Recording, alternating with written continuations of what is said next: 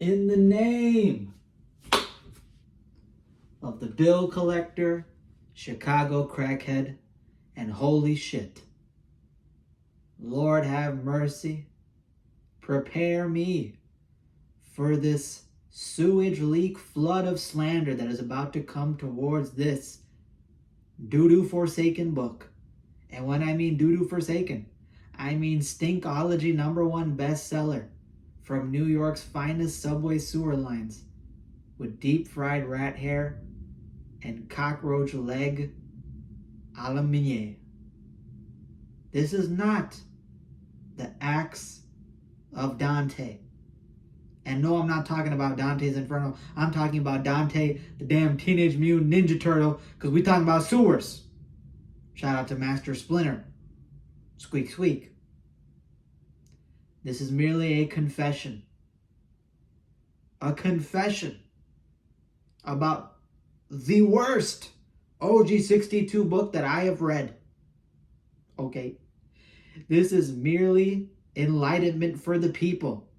And I mean enlightenment from the darkest anal cavity that they can look through for this terrible, awful Garbaggio book. I have traveled through all 9 aisles of the Menards Lawn section to get to where I am today. So please provide me power. My name is Bidi Fushiguro. This is the Shibuya Incident Part Doo-Doo. And allow this heavenly restriction to grant me power to tear apart this book from elf hat to leprechaun shoe and grass. Amen.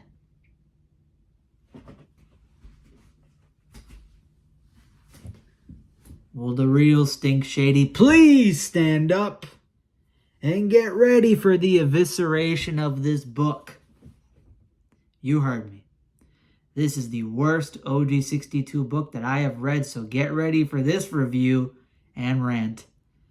This book is certified, distinguished, fermented Doo-Doo Garbaggio PhD in Stinkology from Stink Paul University. Spray and pray, hippo dung, less of the prey, more of the spray. Japanese salamander slime in between your toes. And I'm talking about Shaq's toes. The real nasty wood splinting shit. And from that bottom scum, we get to this book.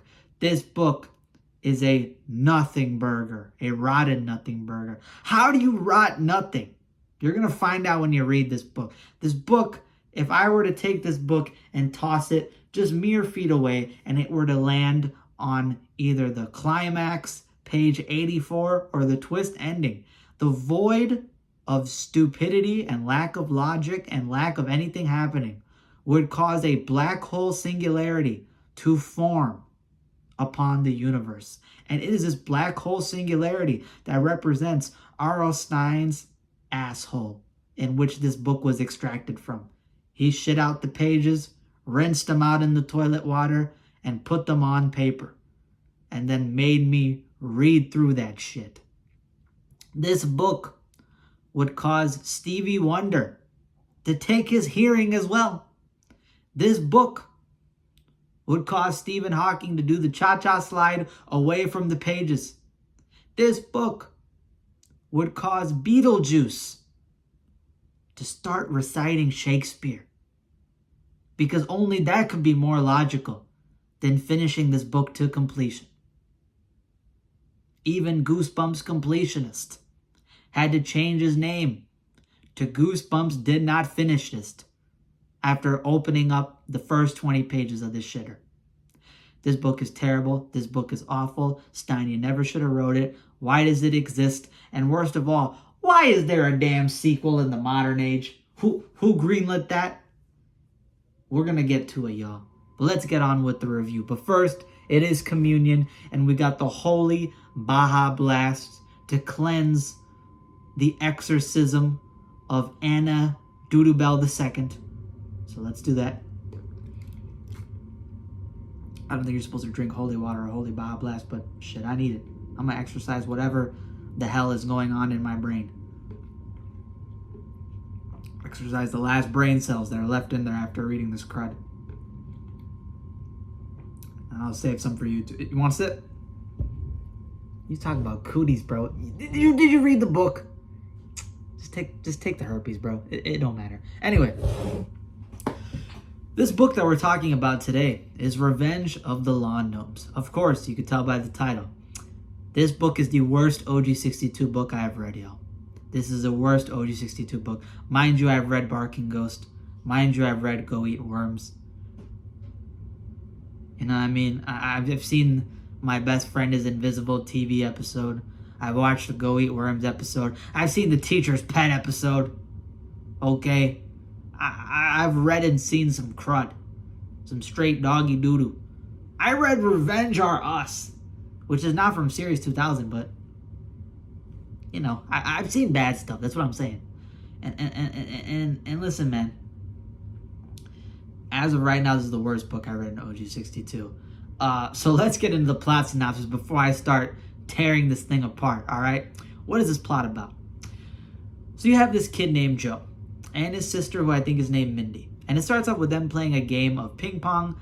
They're basically playing in their garage. And you can tell right away that Joe is just a nasty person. He's tormenting his sister a lot. He's kind of a little shit, to be honest. And as they're playing, you can tell that he's a poor sport. He's annoying. He's like a bully character. He's basically cheating all the time and trying to get away with it. Joe from Lawn Gnomes is basically like a combination of Todd from Go Eat Worms and Lee from Birthday Party of No Return. AKA the combination that nobody asked for. I mean, I heard about, you know, Gogeta, Goku and Vegeta trying to take down Broly.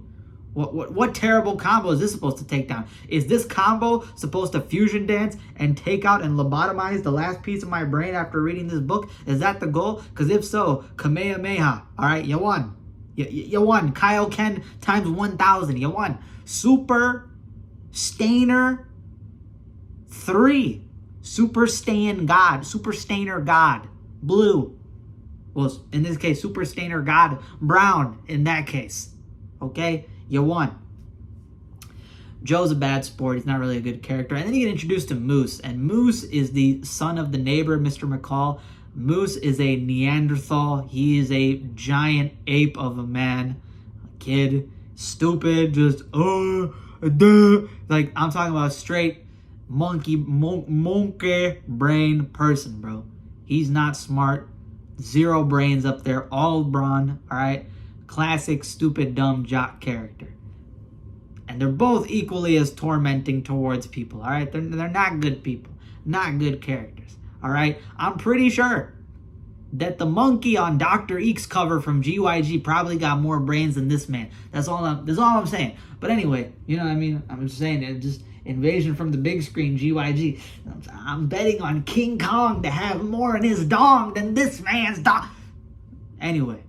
Terrible characters, playing a game of ping pong, you get introduced, and then you find out that Joe's dad, and obviously Moose's dad, Mr. McCall, have this rivalry going on, where they basically try to compete to having the best lawn in the town.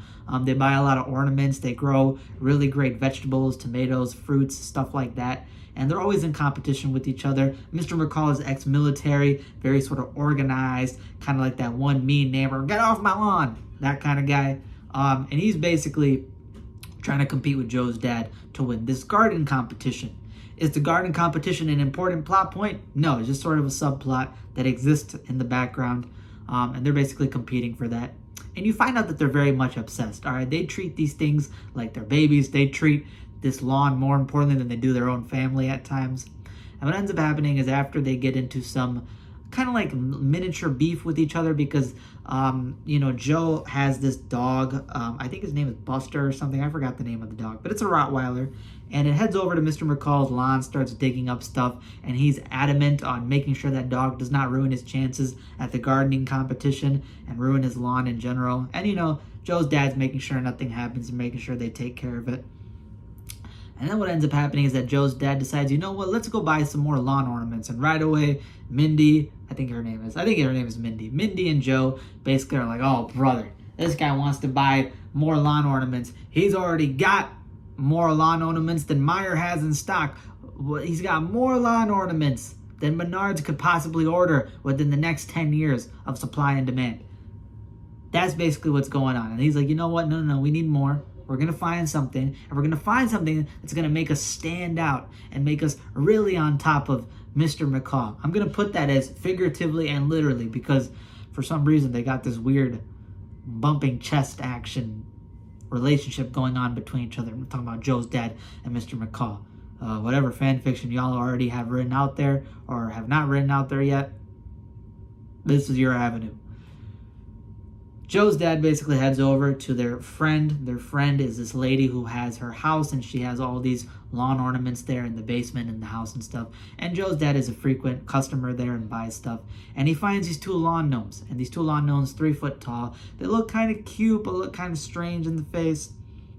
But he loves them. And he thinks that, you know, these are going to be the ones that are going to help him win. I think one of them is named Chip, and the other one's named Chip and Dip, Chip and Dale. I don't know. Chip and something. I forgot the names. But Chip and Hank or what. I don't know. Don't care enough about the book. But I know one of them's named Chip. Basically gets both of these lawn gnomes right away. You know, Mindy, the sister, is like, oh my God, we don't want those things. They're ugly. And you know what? Joe's feeling optimistic. He's like, he's always trying to help out his dad somewhat. So I guess that's kind of a positive to him. The only slight positive to him. And he basically tries to help out his dad. You know, he's like, you know what? These are going to help us out. They're going to make our garden look nice. Even if I think they look weird, even if Mindy thinks they look weird, it'll make dad happy. So let's just get them. Picks them up, takes them home. And as they set up these two lawn gnomes, across the next few days, they start realizing that things are happening, that Joe is getting blamed for. Potentially dealing, maybe or maybe not dealing with Mr. McCall's backyard and lawn being tampered with, his chances at the competition being kind of ruined, and they don't know whether to blame the dog. First the dog is blamed, and then Joe is blamed in certain situations. So you have this whodunit kind of thing going on, these mischievous acts that nobody can figure out what's happening. And Joe is claiming he doesn't know anything about it. You know, obviously he doesn't want to blame the dog. So they're trying to figure out what's going on. And if you've read Night of the Living Dummy or any books like that, you can kind of guess what might be the plot point behind this, if you haven't already guessed already. So yeah, you basically find out this kind of whodunit situation, mysteries behind these pranks, acts, and terrible deeds. And yeah, what are the negatives about this book? Or think about what are the positives? Ain't no positives to this book, bro. What are the negatives behind this book? The characters suck. All the characters suck in this book. Joe is a annoying bully protagonist who's got poor sportsmanship. He's always tormenting his sister Mindy. He's clearly cheating. He's clearly not a good guy. And he's always kind of... Every single sentence in this book, Joe is basically either saying some stuff to his sister, being mean, pulling pranks, acting like an idiot, or just only caring about himself. Every single sentence, aside from that one point where he cared about his dad in the lawn, you know, caring about his dad's lawn for like 2 sentences. Every other sentence in this book is him being miserable, him being annoying. Even after the climax, when there's this big situation being potentially resolved, he's still acting the same bratty, snotty, annoying kind of way, just like Todd from Go Eat Worms. But you got that selfishness and kind of whiny kid version stuff and elements from Lee from Birthday Party and No Return. Again, a terrible hybrid. You have Moose, who's a giant Neanderthal. He's stupid. He embodies the dumb jock, kind of dumb big guy trope that you have in kids' horror and other stuff. He's got no brains. He kind of just acts like a gorilla, and he's got stupid dialogue as well. They're both annoying and not good. Mindy's all right, but she also whines and complains a lot and just bitches about everything involving her dad's lawn.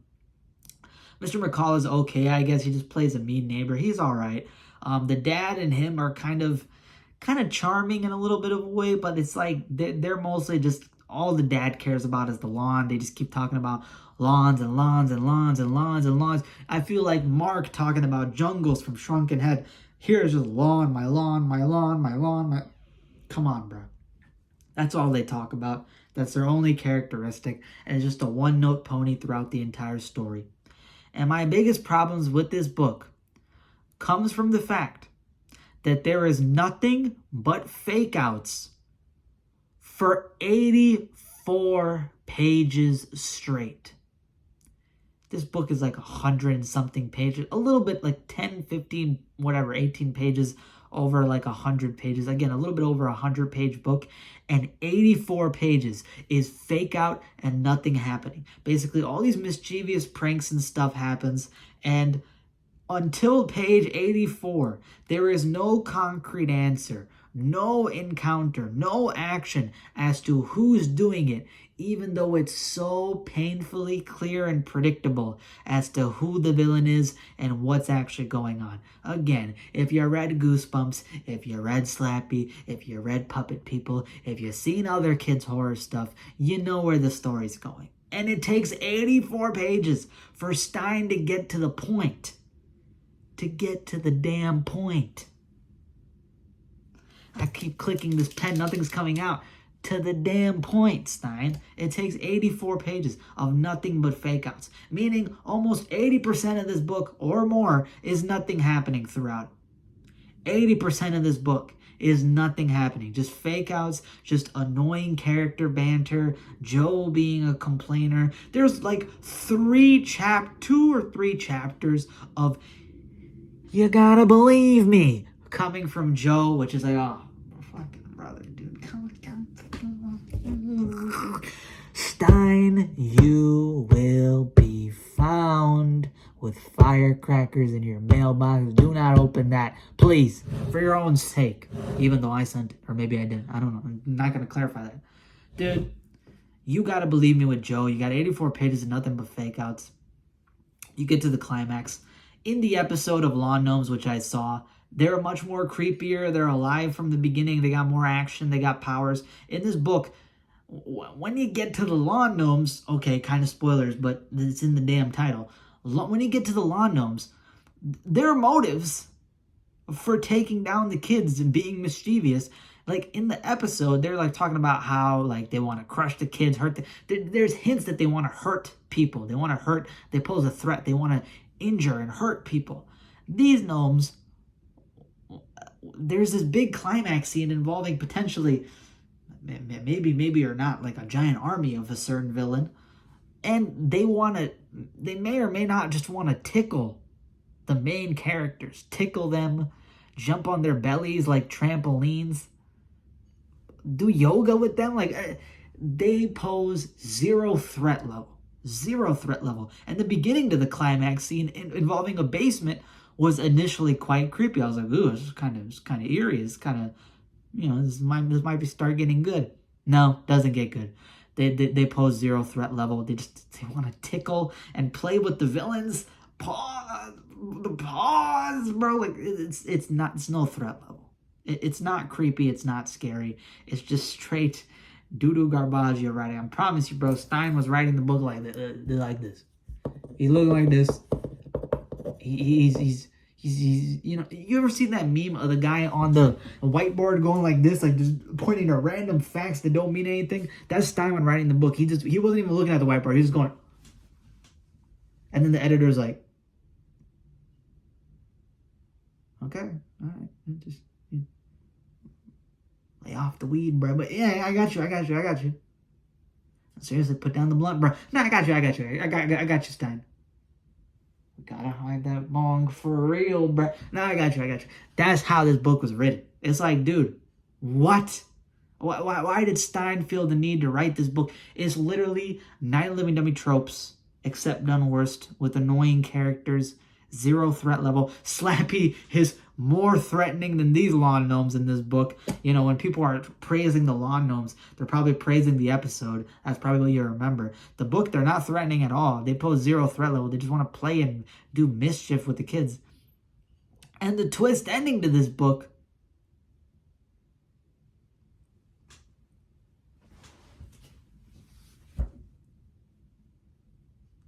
really, bro?